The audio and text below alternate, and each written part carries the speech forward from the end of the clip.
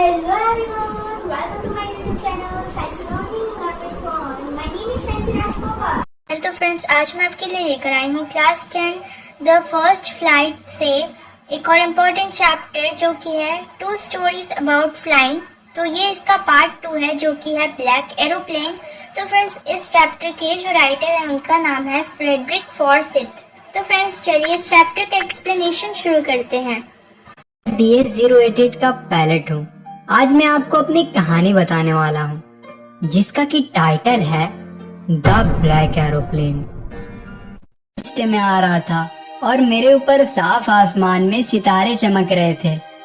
आसमान बिल्कुल साफ था और कोई भी बादल नहीं थे। मैं सोए हुए देहाती इलाकों के ऊपर से जा रहा था।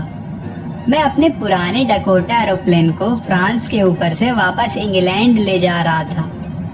मैं अपनी छुट्टी का सपना देख रहा था और अपने फैमिली के साथ रहने का इंतजार कर रहा था। मैंने अपनी घड़ी देखा, उसमें सुबह के 1:30 बज रहे थे। मैंने सोचा कि मुझे जल्द ही पेरिस कंट्रोल को फोन करना चाहिए। जैसे ही मैंने एरोप्लेन के नीचे देखा, मुझे अपने सामने एक बड़े शहर की रोशनी दिखाई दी। मैंने रेडियो को चालू किया और कहा, Paris control, Dakota DS-088 here. क्या आप मुझे सुन सकते हैं? मैं इंग्लैंड जा रहा हूँ। ओवर। कंट्रोल रूम की तरफ से फौरन जवाब आता है, DS-088 मैं सुन सकता हूँ। आपको अब 12 डिग्री वेस्ट की तरफ मोड़ना चाहिए। DS-088 over. मैंने मैप और कंपास को चेक किया, फिर अपने दूसरे और आखिरी फ्यूल टैंक पर स्विच किया और डकोटा को 12 डिग्री वेस्ट में इंग्लैंड की तरफ मोड़ दिया। फिर मैंने सोचा, उम्मीद है मैं नाश्ते के लिए टाइम पर पहुंच जाऊंगा। एक अच्छा बड़ा इंग्लिश ब्रेकफास्ट।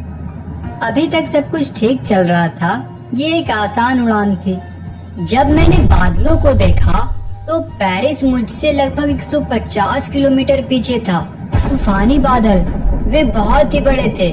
वे आसमान में मेरे सामने खड़े काले पहाड़ की तरह लग रहे थे। मुझे पता था कि मैं इसके और ऊपर नहीं उड़ सकता और मेरे पास इतना फ्यूल भी नहीं था कि मैं उनके चारों तरफ नॉर्थ या साउथ में उड़ सकूं। मैंने सोचा कि मुझे पेरिस वापस जाना चाहिए, लेकिन मैं घर जाना चाहता था। मुझे वो नाश्ता चाहिए था। फिर मैंने सोचा कि मुझे रिस्क लेना चाहिए और उस पुराने डकोटा को सीधे तूफान में उड़ा दिया। बादलों के अंदर अचानक सब कुछ काला हो गया था। एरोप्लेन के बाहर कुछ भी नहीं दिख रहा था। पुराना होने की वजह से एरोप्लेन उछलकर हवा में मुड़ गया। मैंने कंपास को देखा, मुझे अपनी आंखों पर यकीन नहीं हुआ।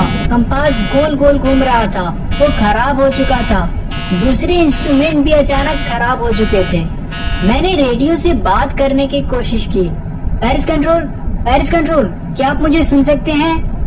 कोई जवाब नहीं आया। रेडियो भी खराब हो चुका था।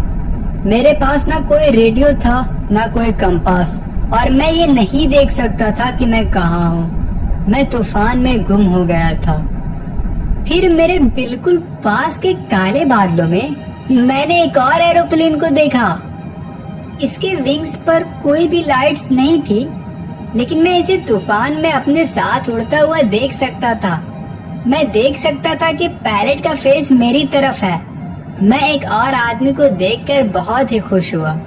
इसने एक हाथ से इशारा किया। मैंने सोचा कि वो बोल रहा है कि मुझे फॉलो करो।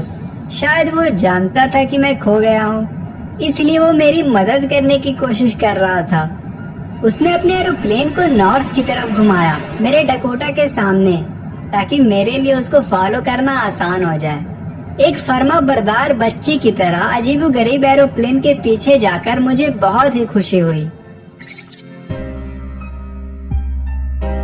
आधे घंटे बाद भी अजीब ब्लैक एरोप्लेन मेरे सामने बादलों में था। अब पुराने डकोटा के लास्ट टैंक में 5 या 10 मिनट और उड़ान भरने के लिए लिमिटेड फ्यूल ही था। मुझे फिर से डर लगने लगा, लेकिन फिर वो नीचे जाना शुरू कर दिया और मैंने तेजी से उसका पीछा किया।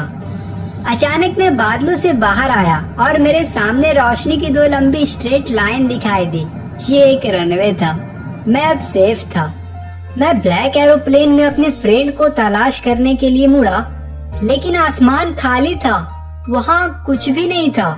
ब्लैक एरोप्लेन चला गया था। मैं इसे कहीं नहीं देख सका।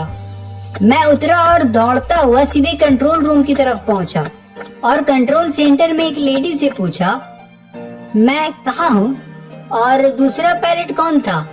मुझे उसे शुक्रिया बोलना है। वो मुझे बहुत अजीब तरह से देखी और फिर हंस पड़ी।